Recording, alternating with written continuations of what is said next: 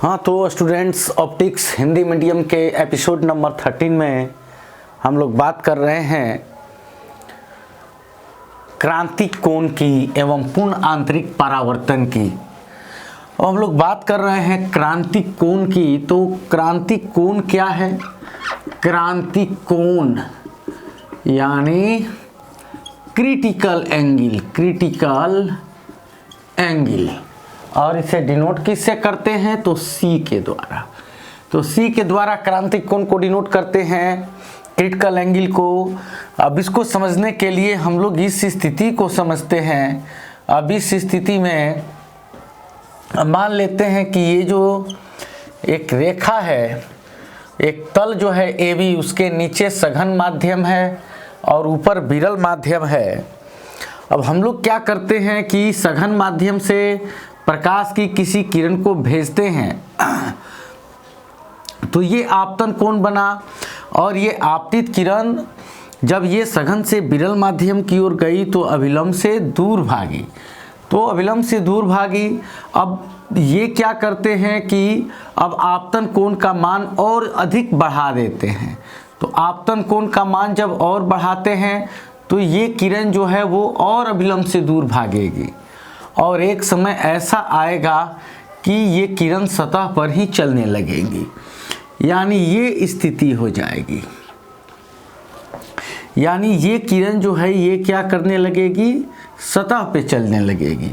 तो ये क्या हो जाएगा? ये आपतित किरण और ये सतह पे 90 डिग्री का कोण बनाने वाला सीधा रेखा है जो तल पर लंब है, तो इसको नॉर्मल मान सकते हैं। तो ये आपतित किरण और अभिलंब के बीच का कोण होगा आपतन कोण, और अपवर्तित किरण और अभिलंब के बीच का कोण होगा अपवर्तन कोण, और यह होगा 90 डिग्री के बराबर। तो क्या डेफिनेशन दे सकते हैं? डेफिनेशन दे सकते हैं कि 90 डिग्री अपवर्तन कोण के संगत आपतन कोण को क्रांतिक कोण कहते हैं। यानी 90 डिग्री अपवर्तन कोण के लिए आवश्यक आपतन कोण जो है वो क्रांतिक कोण कहलाएगा। तो इसके लिए बच्चों, क्रांतिक कोण के लिए हम लोग क्या कर सकते हैं? तो सबसे पहले एक फिगर बना देते हैं क्रिटिकल एंगल के लिए, और उस फिगर में क्या दिखा देंगे कि ये जो एक लाइन है AB, इस लाइन के नीचे जो है वो डेंसर मीडिया है, सघन माध्यम है, और ऊपर क्या है? रेयर मीडिया, विरल माध्यम है। और ये क्या है? तो ये रेखा जो है इसको हम लोगों ने अभिलंब मान लिया, नॉर्मल। और यहाँ से प्रकाश की कोई किरण जा रही है, तो ये प्रकाश की किरण जो जा रही है तो ये आपतित किरण और अभिलंब के बीच, आपतित किरण और अभिलंब के बीच का कोण क्या हो गया? तो ये हो गया आपतन कोण I। और ये क्या हो गया? और ये जो अपवर्तित किरण है, ये जो सतह पे चलने लगी, तो ये हुआ अपवर्तन कोण 90 डिग्री। तो ये आपतन 90 डिग्री अपवर्तन कोण, ये अपवर्तित किरण और ये अभिलंब, यानी अपवर्तित किरण सतह पे चल रही है, ठीक है। तो इसी को क्या कहेंगे? Critical angle. तो यहाँ उसका डेफिनेशन लिख सकते हैं कि क्या लिख सकते हैं कि जब प्रकाश की किरण सघन से विरल माध्यम में जाती है तो अभिलंब से दूर भागती है। क्या लिख सकते हैं? जब प्रकाश की किरण सघन से विरल माध्यम में जाती है, सघन से विरल माध्यम में जाती है तो अभिलंब से दूर भागती है। तो अभिलंब से दूर भागती है, अतः 90 डिग्री अपवर्तन कोण के संगत, अतः 90 डिग्री अपवर्तन कोण के संगत, 90 डिग्री अपवर्तन कोण के संगत आपतन कोण को क्रांतिक कोण कहते हैं। कौन कोण कहते हैं? क्रांति कोण कहते हैं। ठीक है बच्चों, तो जब प्रकाश की किरण सघन से विरल माध्यम में जाती है तो अविलंब से दूर भागती है। अतः 90 डिग्री अपवर्तन कोण के संगत जो आपतन कोण है उसको क्या कहते हैं? क्रांति कोण कहते हैं। ठीक है, वो नहीं आया क्या टोटल? चलो आ गया। तो जब प्रकाश की किरण सघन से विरल माध्यम में जाती है तो अभिलंब से दूर भागती है और 90 डिग्री अपवर्तन कोण के संगत आपतन कोण को क्रांति कोण कहते हैं। तो ये जो फिगर आप देख रहे हैं, ठीक है, तो इसमें स्नेल का नियम लगा सकते हैं। कहाँ से? तो फ्रॉम स्नेल्स लॉ। स्नेल का नियम, स्नेल का नियम क्या होता है? स्नेल का नियम sine i by sine r equal to mu two by mu one. तो अब बात कर रहे हैं म्यू वन कौन? तो जहाँ से प्रकाश की किरण चलना शुरू करे वो क्या है? तो वो माध्यम 1 है। तो ये कब संभव है? तो ये डेंसर मीडिया है, तो इसको वाटर मान सकते हैं। और जिसमें जाए वो माध्यम सेकेंड है, तो ये क्या है? ये रेयर मीडिया है, जैसे कि एयर मान लेते हैं। तो ये साइन आई के जगह पर क्या लिख सकते हैं? सी लिख सकते हैं क्रांतिक कोण के लिए, साइन सी। और साइन आर के जगह पर क्या लिख देंगे? तो 90 लिख देंगे। म्यू टू क्या हो गया? तो म्यू टू हो गया ये रेयर मीडिया। और बाई म्यू वन क्या हो गया? तो म्यू वन हो गया डेंसर मीडिया। तो ये हो गया क्या? तो साइन सी और साइन 90 का तो बाई 1 हो जाएगा, और ये rare media by denser media. ये क्रिटिकल एंगल के लिए एक इक्वेशन बना। अब अगर हम लोग चाहते हैं क्या कि sine C equal to mu R, तो रेयर मीडिया क्या है? तो एयर है। डेंसर मीडिया क्या है? तो वाटर मान सकते हैं। तो साइन सी आप जानते हैं म्यू ए यानी रिफ्रैक्टिव इंडेक्स ऑफ एयर, हवा का अपवर्तनांक 1 होता है, और जल के अपवर्तनांक को क्या लिख दिया? म्यू लिख दिया। यहाँ आप लिख भी सकते हैं कि माना क्या माना? तो मान लिया कि mu A equal to 1 and mu W equal to mu मान लिया। तो यहाँ पर क्या हो जाएगा? तो यहाँ हो जाएगा ये 1 बाई म्यू।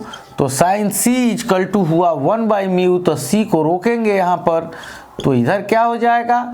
इधर हो जाएगा साइन इनवर्स 1 बाई म्यू। तो ये क्रिटिकल एंगल क्रांतिक कोण का ये एक सूत्र भी प्राप्त हो गया, C equal to sine inverse 1 by mu. तो हम लोगों को जनरल फार्मूला क्या मिल गया? तो सबसे पहले अगर हम लोग बात करें साइन सी की, तो ये हो गया mu R by mu D. क्योंकि अब ये कहाँ काम करेगा? ये फार्मूला कहाँ काम करेगा?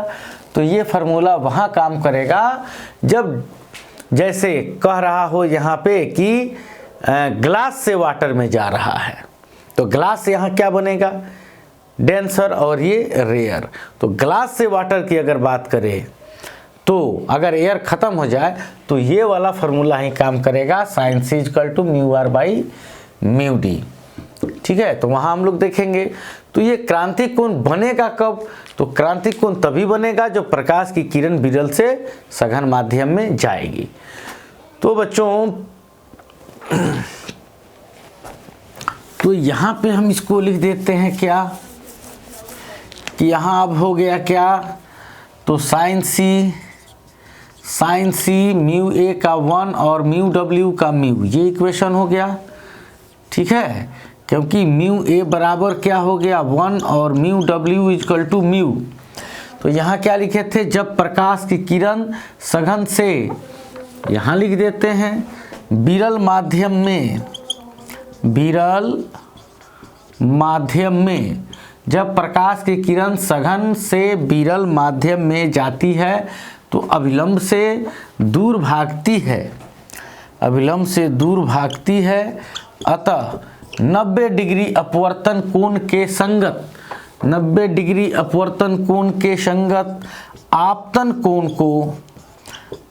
कोण को क्या कहते हैं? तो क्रांतिक कोण कहते हैं। तो आप चाहें तो इसका स्क्रीनशॉट ले सकते हैं। तो इसके लिए अब आगे हम लोग इसी पर एक और पॉइंट देखेंगे जिसको हम लोग कहते हैं क्या, तो पूर्ण आंतरिक परावर्तन। क्या कहते हैं? तो पूर्ण आंतरिक परावर्तन, टोटल इंटरनल रिफ्लेक्शन। तो टोटल इंटरनल रिफ्लेक्शन की अगर बात करें, पूर्ण आंतरिक परावर्तन, तो ये घटना कब होगी? क्योंकि इस घटना के साथ क्या जुड़ा हुआ है? तो परावर्तन शब्द जुड़ा हुआ है। रिफ्लेक्शन, परावर्तन का मतलब प्रकाश की किरण जिस माध्यम में जा रही है उसी माध्यम में लौट भी रही है। तो वो परावर्तन नाम से ही स्पष्ट हो गया कि मीडियम चेंज नहीं हो रहा है लाइट का, है ना। तो इसका हम लोग नाम क्या देंगे? तो इसका नाम देंगे हम लोग टोटल इंटरनल रिफ्लेक्शन। क्या नाम देंगे? टोटल इंटरनल रिफ्लेक्शन, यानी पूर्ण आंतरिक परावर्तन। पूर्ण आंतरिक परावर्तन, TIR इसको कह सकते हैं। TIR, टोटल इंटरनल रिफ्लेक्शन, पूर्ण आंतरिक परावर्तन। तो अभी हम लोगों ने क्या देखा? अभी हम लोगों ने देखा यहाँ पे कि यहाँ से जो किरण जा रही है, अगर ये आपतन कोण क्रांतिक कोण के बराबर है तो प्रकाश की किरण क्या होगी? 90 डिग्री पे, यानी यहाँ पे चलेगी। अगर सतह पे ग्रेजिंग करते हुए चलेगी। अगर आपतन कोण का मान क्रांतिक कोण से बढ़ा दिया जाए, अगर ये बढ़ा दिया जाए एंगल, तो सघन माध्यम से चलने वाली किरण का क्या होगा? वो सघन माध्यम में ही परावर्तित हो जाएगी। तो वहीं अब मान लेते हैं कि यह एक क्या हो गया? तो यह एक सतह हो गया AB, और उसके नीचे क्या है? तो उसके नीचे है डेंसर मीडिया, यानी उसके नीचे है सघन माध्यम, और ऊपर क्या है? तो ऊपर है विरल माध्यम। अब यहाँ पे ये क्या है? तो ये हो गया नॉर्मल, NN'। अब ये हो गया आपका नॉर्मल।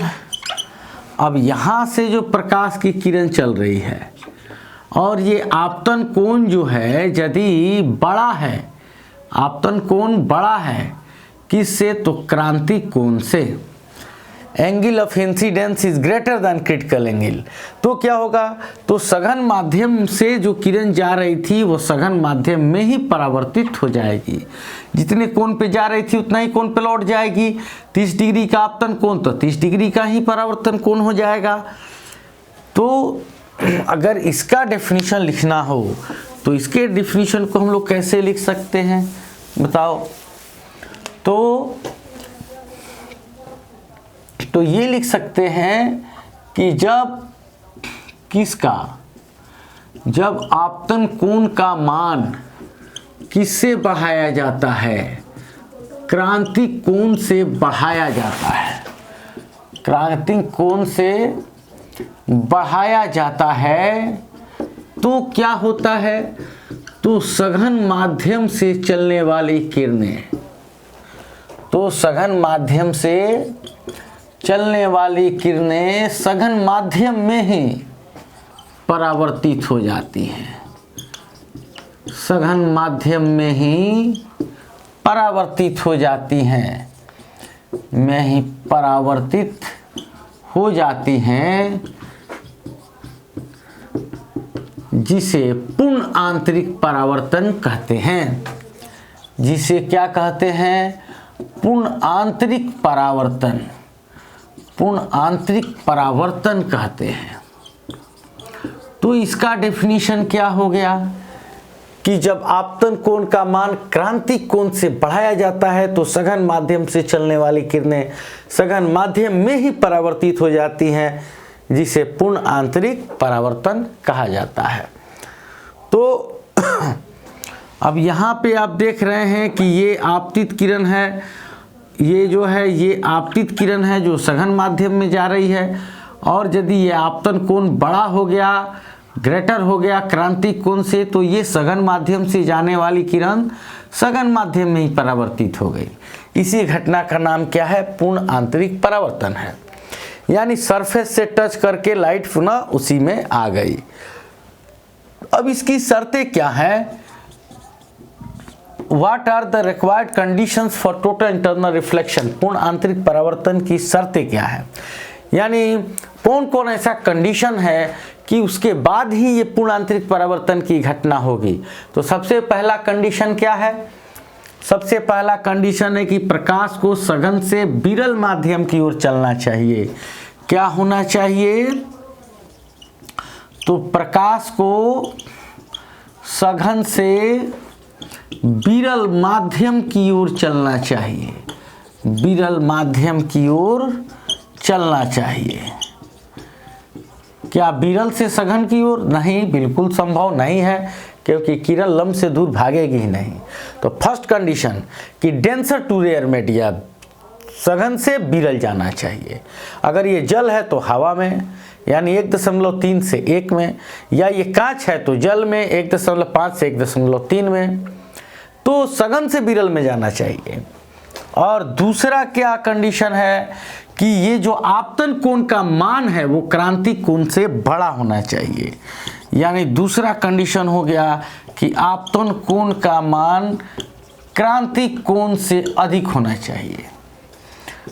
क्रांतिक कोण से अधिक होना चाहिए। ठीक है, तो ये दो कंडीशंस हैं कि किरण को अपनी अपेक्षा सघन से उसके अपेक्षा विरल की ओर चलना चाहिए, और दूसरा आपतन कोण का मान क्रांतिक कोण से बड़ा होना चाहिए। तो बच्चों, आप चाहें तो इसका आप स्क्रीनशॉट ले सकते हैं और इसका आप नोट्स बनाते जा सकते हैं एक एक पॉइंट का। तो इसके लिए अब आगे जो है, अब इसमें हम लोग देखेंगे कि आखिर इसके क्या सारे अनुप्रयोग हैं। What are the applications of total internal reflection.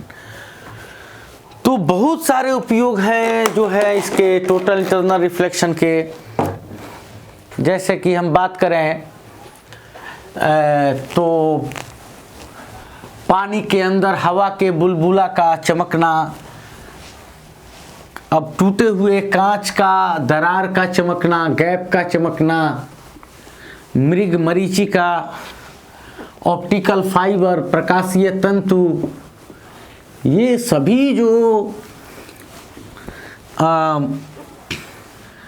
मृग मरीचिका, डियर मिराज, ये जितने भी हैं, ये सब जो हैं किसके एग्जाम्पल्स हैं? तो ये सभी पूर्ण आंतरिक परावर्तन के एग्जाम्पल्स हैं।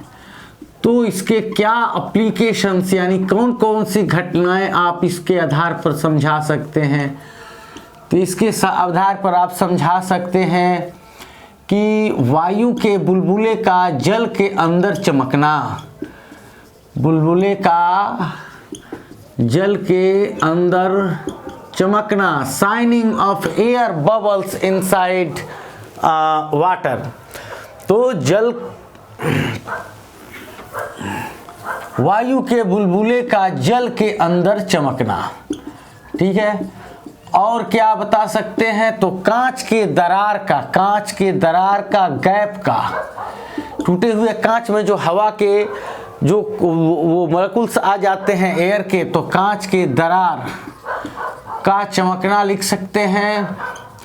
फिर कह सकते हैं, क्या लिख सकते हैं कि ऑप्टिकल फाइबर लिख सकते हैं इसका एग्जाम्पल, यानी लिख सकते हैं क्या? तो प्रकाशीय तंतु, यानी ऑप्टिकल जो फाइबर होते हैं, ऑप्टिकल फाइबर के बारे में आप लिख सकते हैं, प्रकाशीय तंतु के बारे में लिख सकते हैं। फिर आप लिख सकते हैं मृग मरीचिका, इसका एग्जाम्पल हो सकता है जिसको आप डियर मिराज कहते हैं। तो ये जो सारे एग्जाम्पल्स हैं वायु के बुलबुले का, यानी जल के अंदर वायु के बुलबुले का चमकना और कांच के दरार का चमकना, ऑप्टिकल फाइबर, मृग मरीचिका, ये सारे के सारे किसके एग्जाम्पल हैं? तो टोटल इंटरनल रिफ्लेक्शन के एग्जाम्पल हैं, यानी पूर्ण आंतरिक परावर्तन के एग्जाम्पल हैं। अब आपसे कोई क्वेश्चन कर सकता है कि बताओ भाई ये कैसे है कि पानी के अंदर जो है वायु का बुलबुला चमकता है, तो हम लोग मान लेते हैं कि ये क्या है, तो ये वायु का बुलबुला है, और ये है क्या, तो जल के अंदर। अब इस पर कोई प्रकाश की किरण आई, अब प्रकाश की कोई किरण आई तो यहाँ इसका सेंटर मान लेते हैं, और सेंटर से होकर क्या करते हैं, तो एक नॉर्मल लेते हैं। कोई भी जो वृत्त होता है, कोई भी सर्किल, तो उसके केंद्र से होकर जाने वाली कोई भी रेखा त्रिज्या की दिशा में होती है, और वो सतह पर क्या होती है, लंब होती है। यानी सतह पर खींचे गए स्पर्श रेखा पर 90 डिग्री का कोण बनाती है, तो उसको नॉर्मल कहा जा सकता है। यानी सी से होकर कोई भी जो सर्किल है, और सर्किल के सेंटर से होकर कोई भी जो लाइन खींच देंगे, वो सब क्या होगा, तो वो नॉर्मल कहलाएगा। तो ये किरण आ रही है कहीं से, प्रकाश की किरण इस सघन माध्यम में आ रही है, और इसका आपतन कोण जो है वो बड़ा है किससे, तो आपतन कोण बड़ा हो गया क्रांतिक कोण से। तो सघन माध्यम से आने वाली किरण का क्या होगा, सघन माध्यम में ही परावर्तन हो जाएगा। तो सघन माध्यम में ही परावर्तन हो जाएगा, तो ये परावर्तित किरण जो होगी वो देखने पर चमकती हुई दिखाई देगी। क्यों?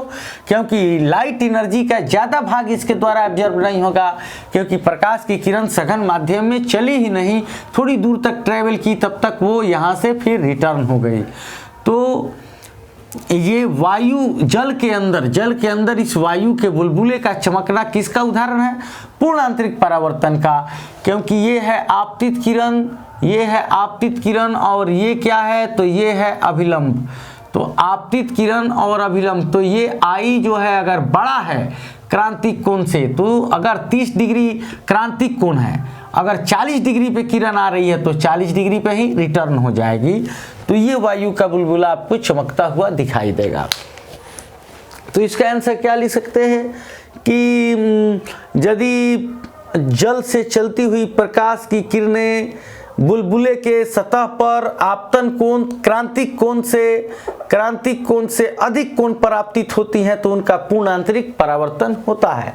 तो जब इन परावर्तित किरणों को देखा जाता है तो ये चमकता हुआ दिखाई देता है, शाइनिंग।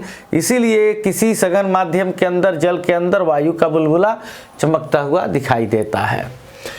और सेम इसी तरह से इसी घटना का कैसे आप बता सकते हैं कि जैसे कांच के दरार का चमकना, तो कांच जो है ये ग्लास है, और ग्लास में कोई गैपिंग आ गया है, जिसमें अब इसमें आ गया एयर, यानी ये क्या हो गया, तो ये हो गया विरल माध्यम, और चारों ओर से कांच क्या हो गया, सघन माध्यम।